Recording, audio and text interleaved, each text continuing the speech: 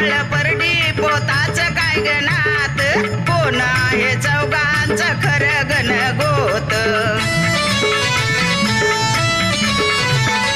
परसुमाळ परडी पोताच काय गणात कोण आहे चौघांचं खरं गणगोत डोकं लागतं समजून घ्यायला डोकं लागतं समजून घ्यायला हे नशीब लागतं आराधीन होयाला अग नशीब लागतं आराधीन होयाला